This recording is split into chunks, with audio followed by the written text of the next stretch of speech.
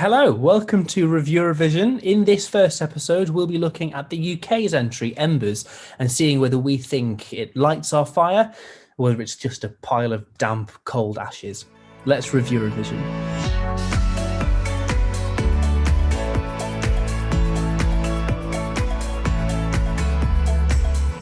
So the UK has entered this year's competition with Embers by James Newman. He was supposed to enter last year. Obviously, the contest was cancelled, so he's back with a song this time. We'll hear that in just a few moments. But first of all, here is the UK's history at Eurovision in about 90 seconds. So it's a story of two halves, really. Initially, in the early years, they were pretty good at Eurovision. They won 5 times, finished second about 15 times, and for a long, long time, we were the act to beat every single year. And we hosted it first back in the 60s when Sandy Shaw won it with Puppet on a String. Then we've had loads of very famous winners, from Bucks Fizz to actually not Cliff Richard. He almost won, but he didn't. Well, it's Cliff Richard, so you can sort of understand why. Then we carried on with Katrina and the Waves was our last victory back in 1997, which means we haven't hosted the Eurovision since 1998. I was only 3 months old the last time we hosted it.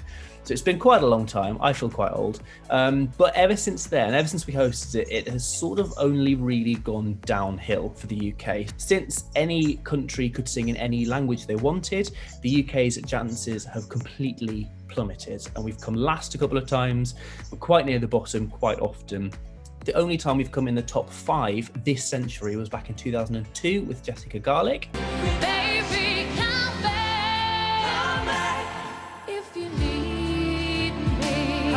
And back in 2009 with Jade Ewan. That was a song written by Andrew Lloyd Webber. I've got the will, I've earned the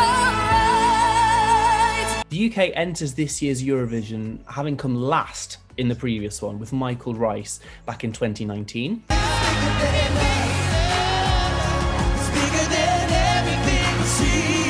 Has the UK learned its lessons from that last place finish, and will the UK do better this time around? In 2021, the UK is represented by James Newman with Embers.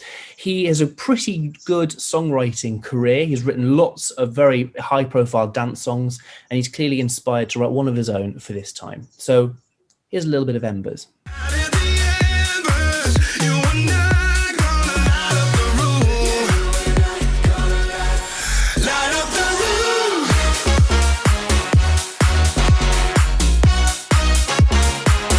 So, what do we think? We'll go around to you first, James. What are your thoughts on Embers? Mixed. I mean, I really like it. I think it's our best chance in a while. It's really good. I think it's, like you said, a good dance number. Got a little bit of saxophone there, so I'm getting sort of Sunstroke Project vibes from there. I think it could be quite good on stage too, but I think it could be one of those ones that everybody loves, but nobody votes for. That's my worry. I think it's really, like I said, it's really fun.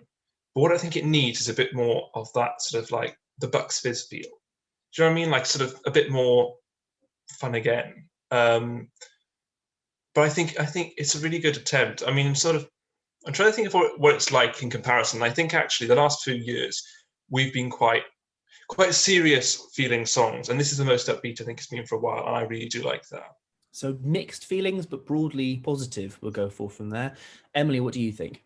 Yeah, I mean, I think I'm even more optimistic than James is about the UK. I was really excited when I heard this song, especially compared to last year, which I kind of, the Eurovision contest was obviously cancelled, but James had previously been put up by the UK with his song My Last Breath. If you had nothing left, I give you my last breath. And that for me felt very similar to Michael Rice vibes from the year before, and I thought it was going to be, last or very near the bottom. But this year I was really excited that it was a kind of fun, upbeat song, like James mentioned. The saxophone in there really kind of adds to it. So yeah, I'm optimistic about the UK's Eurovision entry. I don't think it particularly sounds like any other entries that there are this year, and yeah, I'm super excited. I think it's an interesting point that you say it doesn't sound like anything else this year. I actually think, unfortunately, it does sound quite a bit like Malta. We'll be reviewing Malta in a future episode, so do keep an eye out for that. But I think the sort of the trumpet vibe, it's Malta does it as well, and unfortunately, Malta do it better. So I think depending on how the running order looks, I think if Malta comes after us, because Malta will be qualifying for the final easily. We're already in the final. Malta will definitely qualify. There's no doubt about it.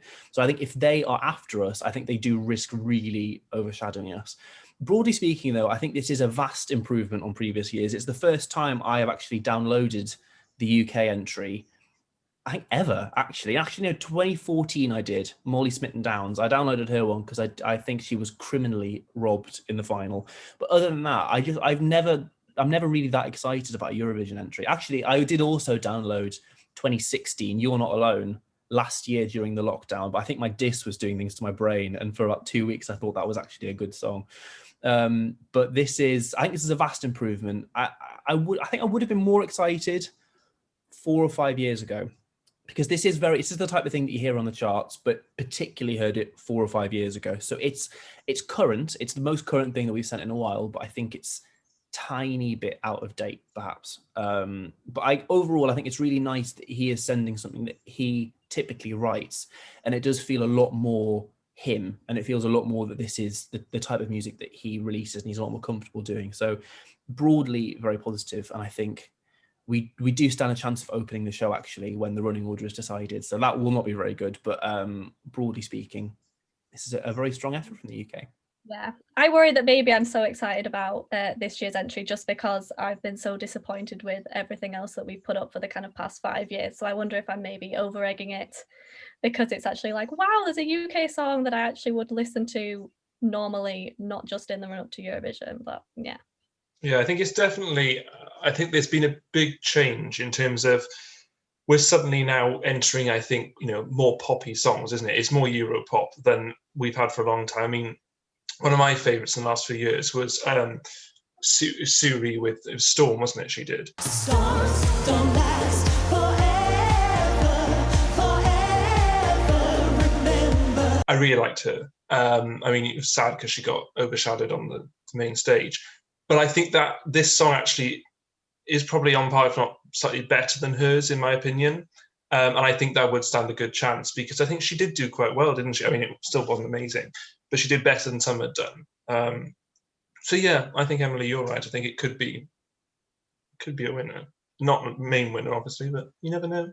Yeah, I think we'll talk about where we think it'll go in just a second. I think just to add to that, you're right. It's not embarrassing, which for the UK, that is the minimum bar. That is the benchmark. Is it embarrassing? Is it just an embarrassment? Yes or no? And if it's above that bar, it's a pretty good one. If it's just, why are we sending this? Then obviously that's how I felt with Michael Rice in 2019. I was not a fan. But yeah, so let's go around quickly and see what we think this will do in the final. The UK is one of the automatic qualifiers for the final, which means regardless, we will be in there on the Saturday night. Obviously, the running order will be decided at a later date. We could be in the first or second half of the final. That will all be decided. But where do we think? 2 questions. How do we think this will do in the final? And in our personal rankings of 1 to 39, of all the 39 songs, where does the UK sit? James, you go first. Now, despite my unduly harsh, probably critique of it, I mean, I think it will actually do quite well. I'd like to think so. In my personal ranking, I put it as number 4. In reality, I mean, I'm hoping we just get on the left-hand side of the board. But I think it could stand a good chance. Emily, is it going to top number 4 then, or is it slightly lower for you? It was slightly lower for me. I put it as number 6, but yeah, like James said, it'll just kind of, if we get on the left side of the board, that'll be a really solid performance from James, because I think kind of all the UK's history at Eurovision, it seems that even if we send something good, it never seems to do well. So yeah, fingers crossed for the left-hand side of the board, but my personal view, 6th.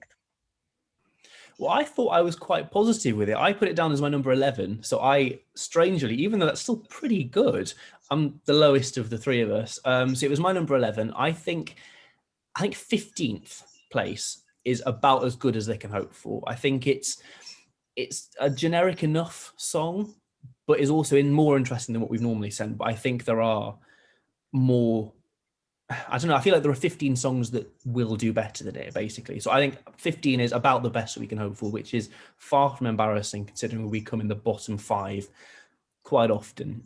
So yeah, best of luck to James Newman with it. Where will it sit in comparison to the rest of them? Our overall ranking, and we're going to do this with all of the entries. We're going to add our 3 rankings together. And the total, you want as low a total as possible. The total for the UK is 21. So our 3 scores added together is 21, which, considering the lowest you can get is 3, 21's pretty good. That was our opinion. We'd love to hear your opinion. Feel free to comment, like, subscribe, do all of that. If you agree with us, let us know. If you disagree with us, also let us know, but be tasteful. 1 down, 38 to go. So we look forward to enjoying your company for the rest of the videos. But for now, that's the UK entry sorted. Thank you very much for watching. I've been Jack. I've been Emily. And I've been James. And yeah, we'll see you next time.